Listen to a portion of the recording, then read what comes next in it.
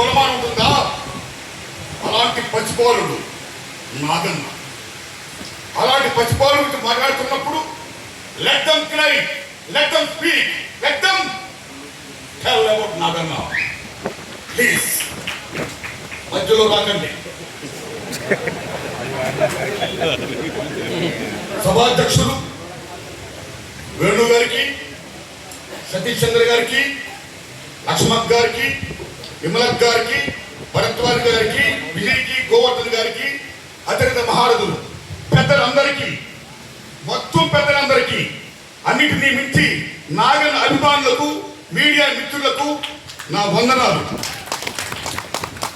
సుందరయ్య విజ్ఞాన భవనంలో, ఈ ప్రాంగణంలో, ఈ మధ్యకాలంలో ఇంత గొప్పగా సభ జరగడం అనేది నేను చూసిన first time. That is the greatness of Naganna. The same time that is the greatness of new democracy party. చాలా మంది కళాకారులు కాలం చేసినప్పుడు అనామకులుగా వెళ్ళిపోతారు.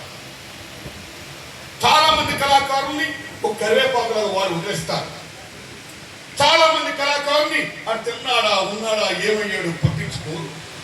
అలా కాకుండా నాగన్న గద్దె కట్టినప్పటి నుంచి, అరుణోదయ సంస్థలో చేరినప్పటి నుంచి, నాగన్న మరణించినంత కాలం, ఇప్పుడు మరణించిన తర్వాత కూడా నాగన్న మావాడు, నాగన్న మావాడు, నాగన్న గురించి మేము ఇంత చేసాం, అంత చేసాం, అన్నిటి నిమిత్తి నాగన్నే పార్టీకి, ప్రజలకి చాలా చేశాడు. అతను గుర్తించాలి, గౌరవించాలని తెలంగాణ రాష్ట్రం అన్ని జిల్లాల్లోని నాగన్న సభలు పెడుతూ ఈవేళ ఈ సభా ప్రాంగణంలో ఆయన సంస్మరణ సభ ఇంత ఘనంగా చేస్తున్న మీ పెద్దలందరికీ నేను హృదయపూర్వక ధన్యవాదాలు చెప్తున్నాను. అలా ఉండాలి పార్టీ అంటే. పార్టీ తన కళాకారుల్ని, తన బిడ్డల్ని హక్కును చేర్చుకోవాలి, పెంచాలి, పోషించాలి, వాళ్ళ అభివృద్ధిని చూడాలి. సయ్యోత్ మిత్రులారా, నాగన్న ఓ కానూరు తాత గారు, ఓ అరుణోదయ రామారావు గారు, ఓ నాగన్న గారు, ఓ గోరెడ్డి వెంకన్న గారు, ఓ విమలక్క గారు, ఓ శక్తి గారు, ఓ జయరాజు గారు, ఓ యశ్పాల్ గారు, ఎలాంటి మహామహులు ఈ అరుణోదయ సంస్థ వచ్చి వాళ్ళ గొంతుని ప్రజలకి పంచారు, ప్రజల చేతని పంచారు. అలాంటి దశలో ఓ పక్కన జన్మాఖ్యముడిలో గద్దరన్న, ఒకపండ ప్రసాదరావు గారు, ఓ సంజీవ్ గారు, ఇలాంటి అతిరిక్త మహారాజు సంజయ్ గారు ఒక భూతిలోకి ఇస్తుంటే, మరో పక్కన అరుణోదయ కళాకారులు ఎలా భూతిలోకి ఇస్తూ మొత్తం దేశాన్ని, మొత్తం సమస్తాన్ని కూడా అలా చైతన్యపరిచి మాట ద్వారా అమోఘంగా ఆవరించారు. ఈ దశలో అరుణోదయ రామారావు కాలం చేసిన తర్వాత మళ్ళా అలాంటి కళాకారుడు మనకు వస్తాడా, ఉంటాడా? ఆయన పాడితే రాగం ఇక్కడి నుంచి ఎక్కడో మైదా కనబడుతుంది అనుకున్న దశలో నేనున్నాను అని నాగన్న రావడమే కాదు, అరుణోదయ రామారావుకి అసలు శిష్యులు వారసులుగా అమోఘంగా గొంతెత్తి పాడి మొత్తం ప్రజలు రంగం చేశాడు. That is the greatest of Naganna. ఏం నాగన్న? రెండో తరగతి చదివాడా, చెట్లు ఎక్కాడు, కళ్ళు గీశాడు, పశువు కాపరి కాశాడు, దున్నాడు, మిషన్లు కుట్టాడు. అలా ఉన్నవాడు ఆ రాజారాంలో శ్రీహరి గారిని ఏనాడైతే ఆనాడు వెంకటరావు గారి ప్రభుత్వం కాల్చి చంపిందో, అప్పుడు దాన్ని సహించలేక, భరించలేక ప్రజల కోసం పనిచేసే వాళ్ళని మీరు చంపుతారా? వీరు లేదు, నేను కూడా ప్రజల కోసమే పనిచేస్తానని ప్రజల కోసం గద్దె కట్టి ఆడాడి పాట పాడి శ్రీపక్షంగా తన రోజులు ప్రవేశాడు. చేయడం గారు 80s పోలీసులని నిర్బంధించిన, కొట్టిన, మొత్తం హింసించిన, నువ్వు ప్రభుత్వ పాటలు పాడు కానీ ప్రజల పాటలు పాడు కంటే మీరు నన్ను చంపినా సరే నేను ప్రజల కోసమే పాడతాను, దట్ ఈస్ మై కమిట్మెంట్ అని పోలీసుతో నేను పోరాడు. మహా గొప్ప కళాకారుడు నాగన్న. ఏం నాగన్న? ఆ నాగన్న పాడిన పాటలు ఎటువంటి పాటలు! అన్న అమరుడులో రామనర్సే పాడుతుంటే అసలు ఎలా ఉండేది? కళ్ళంలో నా గింజలు మత్తునియ్యే రైతన్న, కానీ పళ్ళెములో గింజలు లేవు రైతన్న అని పాడుతుంటే ఎలా ఉండేది? వీరగాథలు చూడడానికి ఎలా ఉండేది? ఎటువంటి పాటలు పాడాడు. అలాంటి మహానుభావుడు. నిజం చెప్పాలంటే, నాగన్న గురించి చెప్పాలంటే చాలా మంది గారి గాయకుడు గారిని తెలుసు, కానీ నేను గొప్ప రచయిత కూడా. 100 పాటల పైగా రాశాడు, 200 క్యాసెట్లు రిలీజ్ అయ్యాయి. ఎర్రపూల వనంలోన పువ్వు రాలిందా, నగాదాయుడు అనే పాటను మామూలుగా రాయడం. ఆ నాగన్న అన్నిటిని మించి పార్టీ పట్ల కమిట్మెంట్, సిన్సియారిటీ, త్యాగం, మొత్తం పార్టీయే మెయిన్. ఎక్కడైనా ఎప్పుడైనా పార్టీని ప్రశ్నిస్తావా నాగనంటే పార్టీలో చాలా మంది పెద్దలు కూడుకొని మొత్తం ఒక నిర్ణయానికి వచ్చారు. ఆ నిర్ణయాన్ని మనం గౌరవించాలి. వ్యక్తి కంటే పార్టీ చాలా పద్ధతి ముఖ్యం అని చెప్పిన వాడు నాగన్న. నా సినిమాలో దండోరా సినిమాలో పాట కోసం నేను న్యూ డెమోక్రసీ పెద్దలు నేను రిక్వెస్ట్ చేశాను. రిక్వెస్ట్ చేస్తే వాళ్ళు నా మాదాల నారాయణ స్వామి గారిని రిక్వెస్ట్ చేయమన్నారు. నేను మాదాల నారాయణ స్వామి గారికి ఫోన్ చేశాను. ఆ మహానుభావుడు వెంటనే, నారాయణమూర్తి గారు మీరంటే మాకు చాలా గౌరవం, ప్రజల పట్ల మీ కమిట్మెంట్కి మీరు తీస్తున్న చిత్రాలంటే మాకు చాలా అభిమానం, మీకు పాట అవడానికి మాకు మహానందం అని నాగంతో చెప్పి నా పాట పాడించాడు. పాట పాడించడమే కాదు, మీరు నమ్మండి మిత్రులారా, షూటింగ్ ఏం కావాలో సరే సహాయ సహకారం అందించండి వాడు పార్టీకి అని చెప్పాడు మాధవ నారాయణ స్వామి గారు. నాకు నన్ను ఒక లొకేషన్కి వచ్చాడు. ఆ సహకారం నువ్వు పాట వదిలే చాలని చెప్పాను. ఆ దండోరాలో మీరు నమ్మండి, పాములు రామచంద్రరావు గారు రాసిన పాటని, పొంగు నుడుముకు చుట్టవే చెల్లెమ్మన్న పాటని నాగన్న పాడాడు. అమోఘంగా పాడాడు. పెద్ద హిట్ అయింది ఆ పాట, మామూలు హిట్ అవ్వ. అన్నిటినీ మించి జయరాజు గారి ఓ కొండలో కోయిల పాటలు పాడాలి, పల్లెల్లో అక్షర దీపం వెలగాలి, ఆ పాటను నాకు గుర్తు చేసిన నాగన్న. రికార్డు చేయకుండా పాటను యాక్ట్ చేసిన వందే మాసం బ్రహ్మాండంగా పాడటం. సో నాగన్న చేసిన సహకారం నిజంగా నా గుర్తులో అవసరం.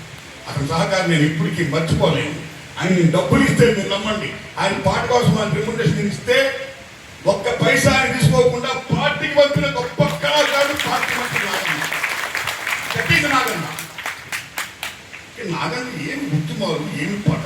ఒక పక్కన సింగరేణి గనుల నుంచి ఎక్కడో ఉన్న నెల్లిమల్ల జూటి మిల్లు వరకు, ఒక పక్కన ఇల్లందు నుండి ఉభయ గోదావరి నుండి మొత్తం 2 జిల్లాలే కాదు, మొత్తం ఆంధ్రప్రదేశే కాదు, 3 ఆంధ్రప్రదేశ్ కాదు, భారతదేశంలో చాలా రాష్ట్రాల్లో నిజంగా ఆయన గొంతెత్తి పాడి ప్రజల్ని చైతన్యపరచడంటే ఆయన ఎంత గొప్ప రోల్ ప్లే చేశాడు ప్రజల కోసం, పార్టీ కోసం. ఇందాక తమిళనాడు కళాకారులు నాగన్న మీద తమిళంలో పాట రాస్తూ అరుణోదయ నాగన్న నీకు వందనం అన్నాడంటే ఆయన ఖ్యాతి ఎంతవరకు వెళ్ళిందో చూడండి. That is the greatest of Naganna. Thanks a lot to తమిళ కళాకారులకి, థ్యాంక్స్ అ లాట్ టు. ఏమి నాగన్న, ఏమి నాగన్న. ఇప్పుడు మిత్రులారా, నాగన్న ఏ రోజు ప్లే చేయాలో బ్రహ్మాండంగా ప్లే చేశాడు, అవిరామంగా పనిచేశాడు. దాని పార్టీ గుర్తించింది, కోరుకుంటుంది. ప్రజలు ఈవేళ ఆయన దోహాలు ఇస్తున్నారు, సెల్యూట్ చేస్తున్నారు. ఆయన జన్మ ధన్యం. అయితే నాకు ఒక విజ్ఞప్తి, ఈరోజు భారతదేశం చాలా క్లిష్ట పరిస్థితుల్లో ఉంది. బాబాసాహెబ్ అంబేద్కర్ మహానుభావుడు రాజ్యాంగంలో ఏం రాశాడో, ఏ హక్కులైతే ఇచ్చాడో సమస్త హక్కులు కూడా ఇవాళ కాలం రాయబడుతున్నాయి. Losing of constitutional rights, losing of constitutional rights.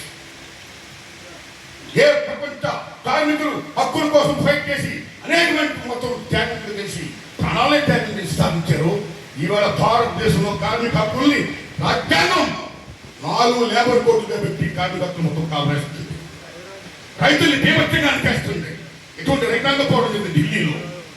చాలా వంచి భారతదేశానికి రైతులు నేను క్షమాపణ చెప్తున్నా చెప్పి నరేంద్ర మోడీ గారు తర్వాత మళ్ళా మాట మార్చారు.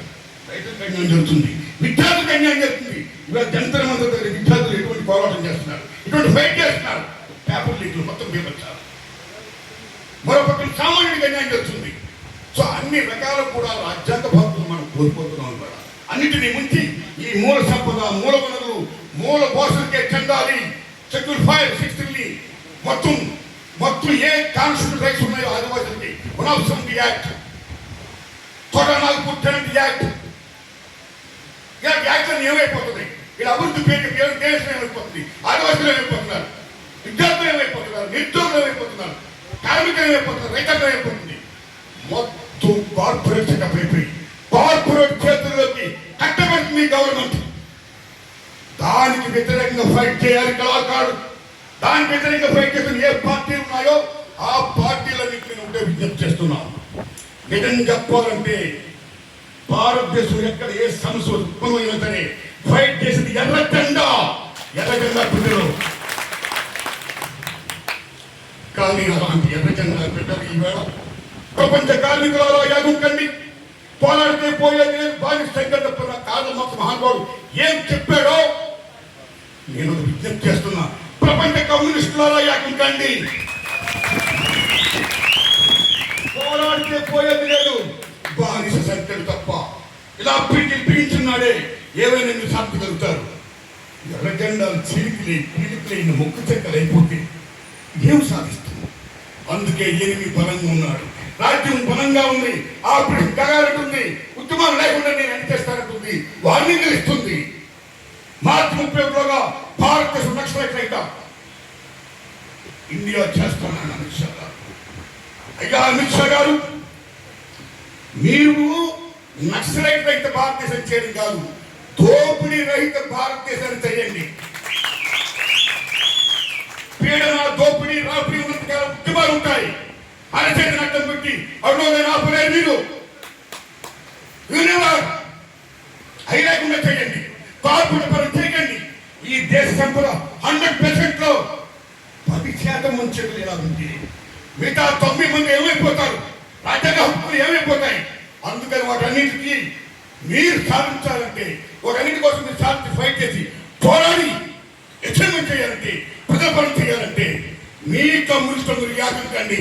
అదే అసలు శిశులు నివారితూ నాగన్నా. Thanks a lot. నమస్కారం అండి.